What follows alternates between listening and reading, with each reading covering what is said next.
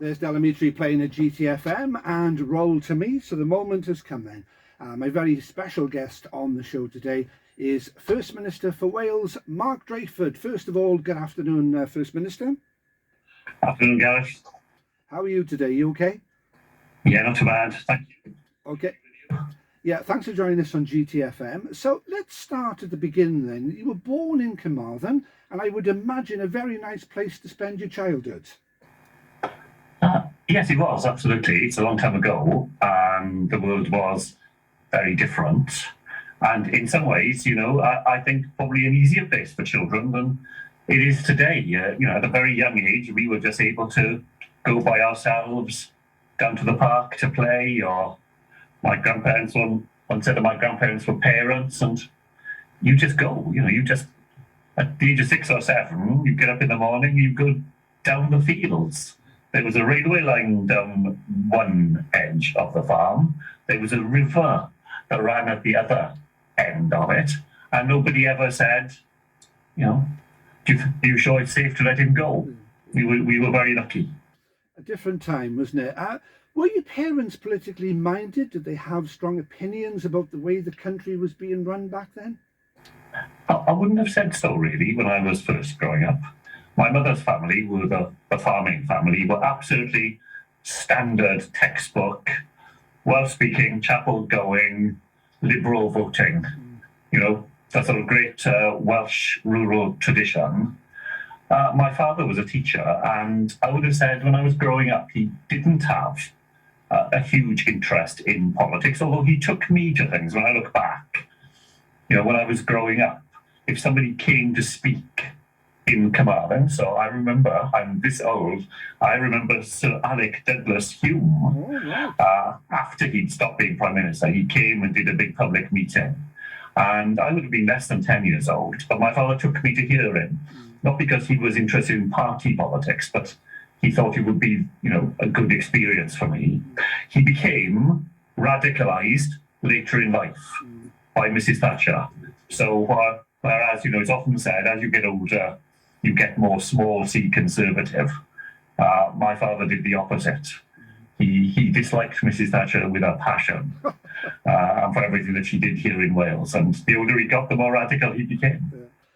Do you remember a feeling of shock in the town in Carmarthen when Gwynfor Evans won the Carmarthen parliamentary seat in 1966? That was a real shock, wasn't it? I do remember it. I remember coming downstairs in the morning. I was 11 years old and hearing the result on the radio. And it was a shock because he was the first ever Plaid Cymru MP, and Megan Lloyd George, who'd been a very popular Labour MP for the Carmarthen seat, had been elected with a very big majority only a few months earlier in the general election. There was no doubt she was very ill by then, and in modern circumstances she probably wouldn't have stood at all. But it's a by-election, and things are different in by-elections. And yes, I remember the sense of surprise and excitement as well. I would say not just surprise, there's a lot of excitement about it. Now, you did well academically at the Queen Elizabeth Grammar School, is that right, First Minister? Yeah, back then there was a boys' school and a girls' school, and the 11 plus was still part of people's lives. I'm so pleased it's not any longer.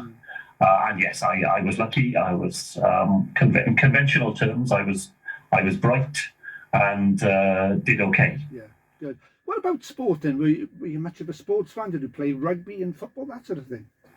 In Carmarthen Boys Grammar School, you only played rugby. Football was not allowed. And I played because everybody played, but not because I was any good or anything. I was interested from the very beginning in cricket. My grandfather and my father were big cricket fans. They took me to see the last time Glamorgan ever played a 3-day game in Llanelli.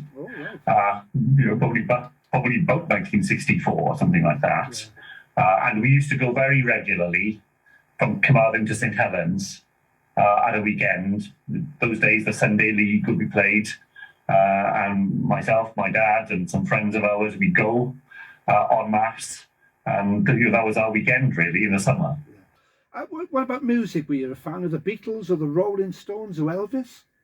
My brother and I both had beetle wigs.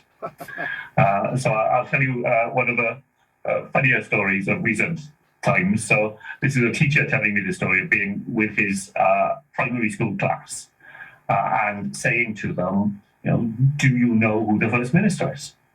And this boy put his hand up and he said yes. And he said, well, do you know his name? He said, yes, it's Mark Drakeford. Do you know anything about him? He said, he's the one who looks like Paul McCartney.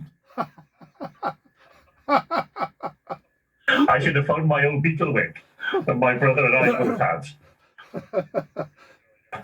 That's funny. That's funny. You studied Latin at the University of Kent, if I'm right, and you graduated at the University of Exeter. Did you join any political groups back then? Yeah, I was already a member of the Labour Party before I went to university. And to join the Labour Party when you were 17 or 18, it was a left-wing thing to do. But when you arrived in the University of Kent and said you were a member of the Labour Party, this was to cast you into the outer darkness of the far right of student politics. Because, I used to sit in the Students' Union occasionally and hear long speeches from members of the International Marxist Group on were the working class of Canterbury about to rise. And I used to say to them, well, we could pop down and ask them, because there's no more than half a dozen of them living there. The sort of politics that I was interested in, which was practical politics and the sort of politics that makes a difference, was very, very different to student politics, which I had very little interest in at all.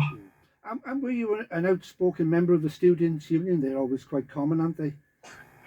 Well, as I said, I used to go there occasionally, but I used to find the debate so removed from the things that I thought mattered to people in their daily lives that I didn't feel it was worth a great deal of my time. I did spend quite a bit of my first year there sat in the registry, as people did in those days. You asked me about music. When I was in school in Carmarthen, music was the biggest thing that I did. Music was a very big part of the life of the school, and you were very lucky, for nothing. You were taught to play, as I was taught to play the clarinet and to be in the orchestra and the county orchestra and things. And I joined a small trio. There were two or three of us, two Americans. One played the clarinet, one played the bassoon, and there was me. And we played Mozart trios in the dark in the registry during a sit-in, while people looked through their files to see what was being said of them by the authorities. Do you still play today? I very, very occasionally. So the sadder things, when I was growing up, I did a load of music. And in university, I played a huge amount of music as well, and sang and things as well. When I came to Cardiff and, was working and ended up being a counsellor and stuff like that, music is the big thing that suffered from that, really, because it was just never possible to find the time reliably to go on, every Tuesday night to a choir rehearsal or to an orchestra rehearsal. And so every now and then I take it out of the case just to remember it. Yeah, just to top up. Now, you trained to become a teacher and social worker. Now, you mentioned Cardiff. You moved to Cardiff in the late 1970s and began working as a probation officer, I believe, and a youth justice worker. And you were also project leader at Bernardo's. A real mix of interesting work, I have to say. Well, I was very lucky. I came to Cardiff. I didn't know Cardiff at all. Really, I knew Swansea much better, coming from the west. And you were just allocated to a team in the probation office, and I was allocated to the team that worked on the west of the city. So mostly in the sort of Ely estate area, and in a way that wasn't very usual. I really liked working with young people. So adolescents were not the favourite group of young. No. But I really liked working with adolescents. I really liked their sort of cussedness, really, the way that they approach life. And I started work with young people in Ely and loved it from the beginning, and still do it really in a different way 40 years later.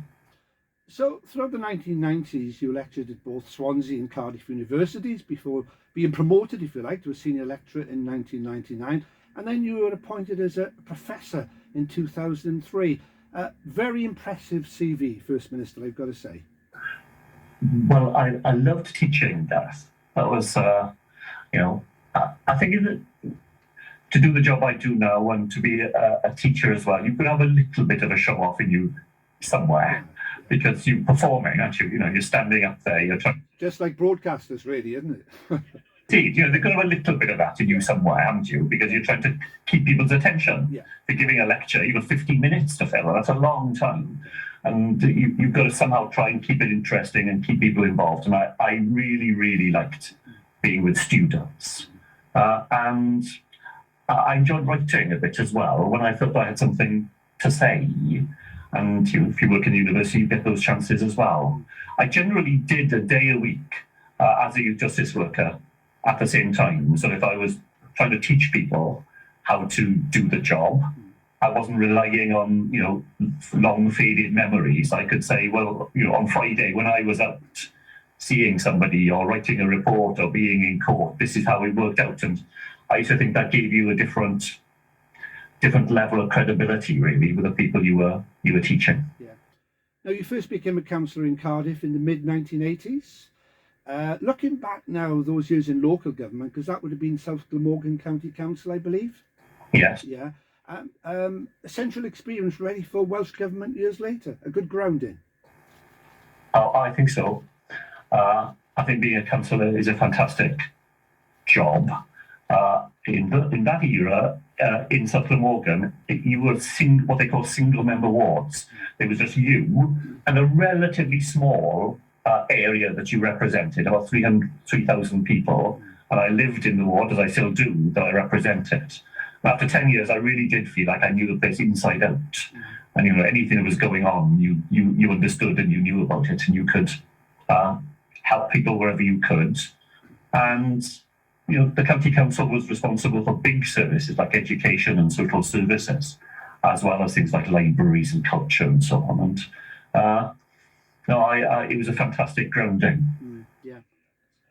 Now you were. Did it or not? Yeah. Now you were part of the successful Yes for Wales campaign in the 1997 Welsh devolution referendum. Did you work closely with Ron Davies, who of course was the Secretary of State for Wales under the Blair government?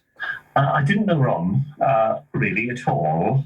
I worked very closely with Rhodri Morgan, who was by then the Member of Parliament for Cardiff West, where I lived, and who was Ron's number 2 during the years that Labour was in opposition while we were planning for devolution and doing all the sort of spade work to make sure that if there was a Labour government, we could get on with it. So I worked very closely with him.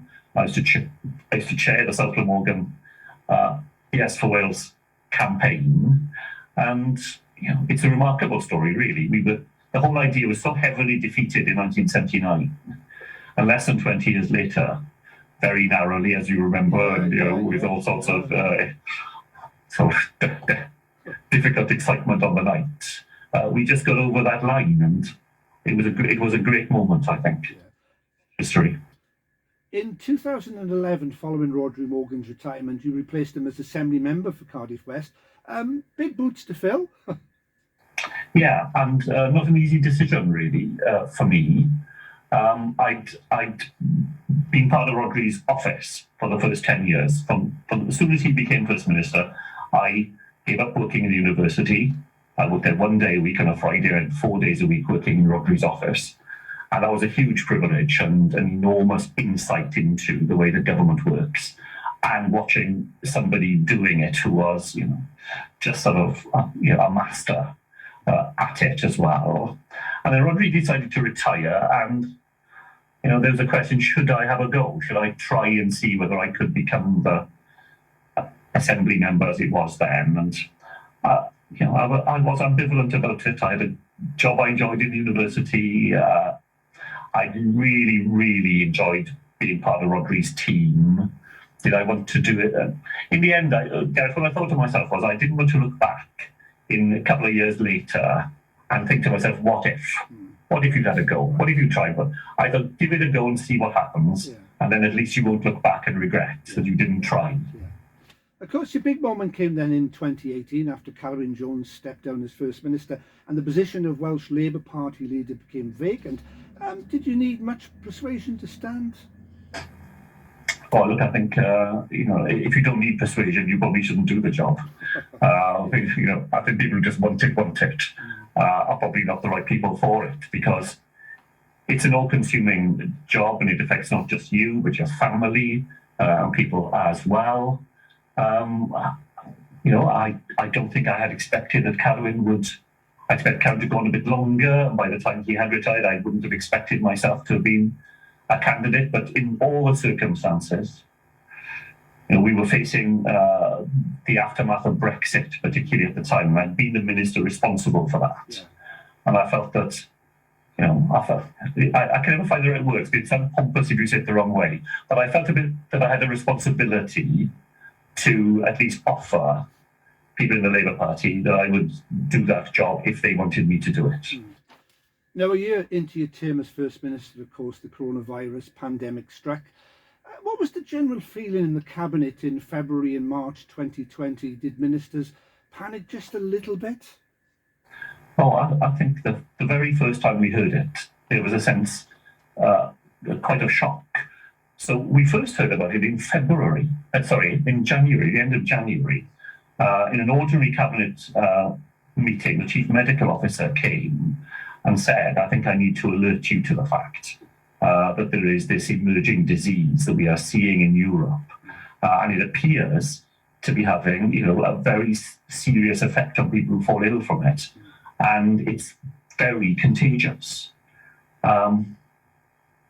And we decided there and then that we would reassemble later that day to have a meeting with the Chief Medical Officer that would just give us all the information that he had. Yeah. Because it just sounded like something we'd knew nothing about and needed to know a lot about very quickly. So from the very beginning, I think there was a real sense of the significance of what was coming our way. Yeah. Now, before you go, First Minister, there is a review, of course, on Friday. I suspect Cabinet Ministers' meetings are actually penciled in for the next few days. Based on what you know today, can our listeners feel optimistic there'll be good news on Friday? Yeah, I think people should feel that. We've dealt with that enormous wave that was Omicron, which crashed over Wales at the end of December, but did behave in the way that the modelers, Swansea University do the work for us on the model. They always said we would get a very steep rise and a very steep fall. And once the numbers started to fall, they have indeed continued to fall, and they've fallen again this week. And the number of people in hospital, new people in hospital, has been falling as well. So, that does give us a bit of optimism that as we go into the better part of the year, and, people know coronavirus is a seasonal illness. Yeah. It doesn't like the summer. It thrives in the dark and the cold and the wet of winter. As we move into the better part of the year, I think people can have a sense of optimism that unless something unexpected happens, and we can't rule that out, that we are on a pretty positive path now in Wales. Good. Now, you've indicated that you won't stand again as First Minister in the next Senate elections. Any plans for retiring, and what might you do? Write an autobiography, maybe after dinner speaker? Yeah, look, I'll be 70 before the end of the Senate term, which I find very hard to believe, but I'm sure others find it easier to believe it. So there are grandchildren, and I definitely want to be able to spend more time enjoying all of that. I've got my allotment, which somebody said to me, how will you sum up your allotment the other day? And I never in a single word, neglected, because I don't get there as often as I'd like to. So I'm looking forward to having time to do that sort of thing. I would like to probably go back and do some work in the university. Again, just being with young people and being able to share some of the experiences of the last 20 years for them as they become the future of us here in Wales. Now, there's a thought for you. After dinner speaker, sharing the stage with Boris Johnson. Oh, I have a laughs myself. I've done after dinner speaking. I've not enjoyed it hugely because everybody else spends the evening enjoying themselves, and eating and drinking and having a good time. And if you're the person who's going to come on at the end, there's always a bit of you that sits there thinking, oh dear, it's getting closer. I'll be on my feet before long. And so, no, I probably don't intend to do a huge amount of that, and certainly not with Mr. Johnson. First Minister Mark Drakeford, thank you very much for sharing your time with us on GTFM today. It's been much appreciated. Diolch. Well, it's been a pleasure. Thank you. The GTFM Events Guide. If you're into your cricket... Thank you very much indeed, Mr. Drakeford. Oh, Gareth, it was great. Thoroughly Thank you very enjoyed that. much. Yeah, I enjoyed it too. Yeah. Okay. Nice change to do that. Yeah. Well, it's nice to keep away from the politics now and again, isn't it? Very nice indeed. Yeah. Great. Thanks so much. Thank you very much indeed. And all the very best for the rest of this Well, thank you very much. Appreciate that. Yeah. All right. Thanks a lot. Have a nice day. Thank you, First Minister. Bye. Thank you. Thank you. Bye-bye. Bye-bye.